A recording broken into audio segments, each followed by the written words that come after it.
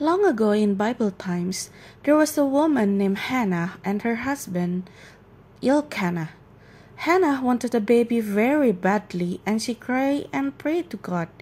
She said, God, if you will give me a baby boy, I will give him to you to serve you all of his life.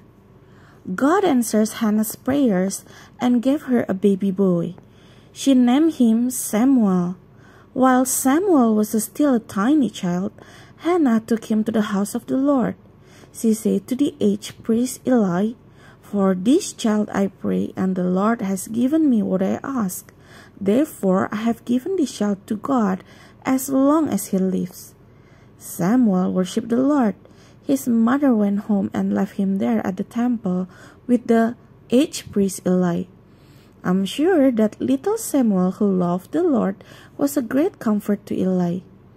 Little Samuel wore the same kind of clothes that the priest wore, and each year his mother made a little robe and brought it to him. Samuel did little job for Eli and helped with the work of the ministry in the temple. When little Samuel went to bed at night, his mother was not there to kiss him good night. Do you think he missed her? He may have been lonely at times, but I'm sure that the Lord comforted him.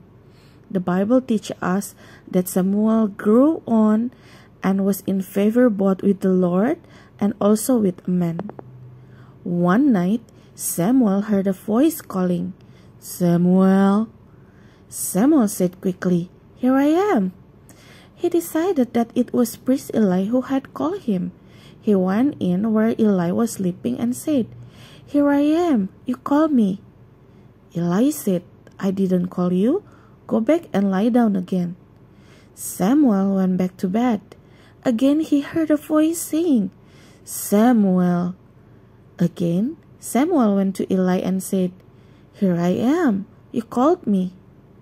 One more time Eli said, I call you not, my son. Lie down again. The Bible says that Samuel didn't know yet the Lord, and the word of the Lord had not been revealed unto him. God had chosen Samuel to be a priest, and now God wanted to talk to Samuel. God called again, Samuel.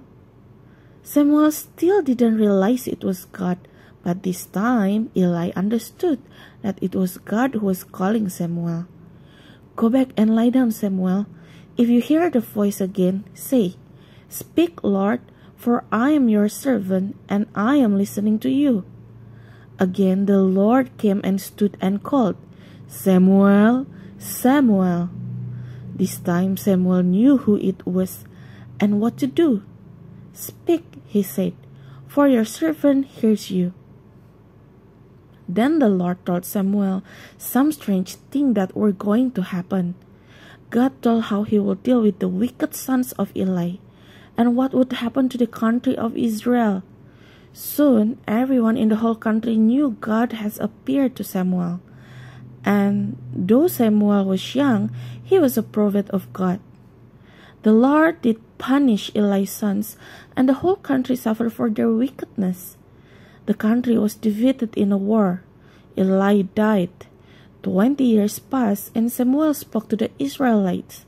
You need to return to God and stop worshipping idols.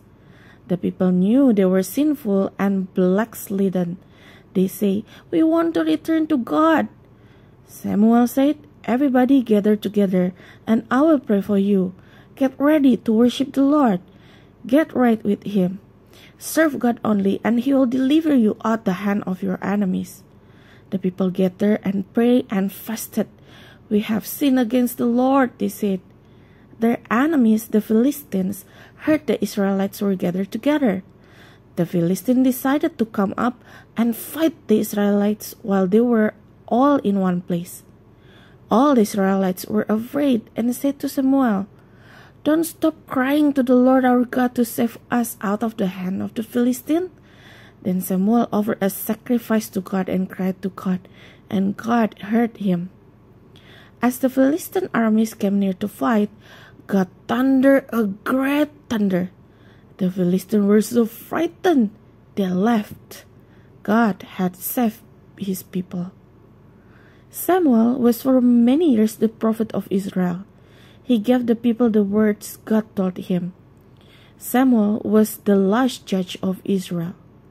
It all started when a tiny little boy who was left at temple worshiped God and decided to serve him.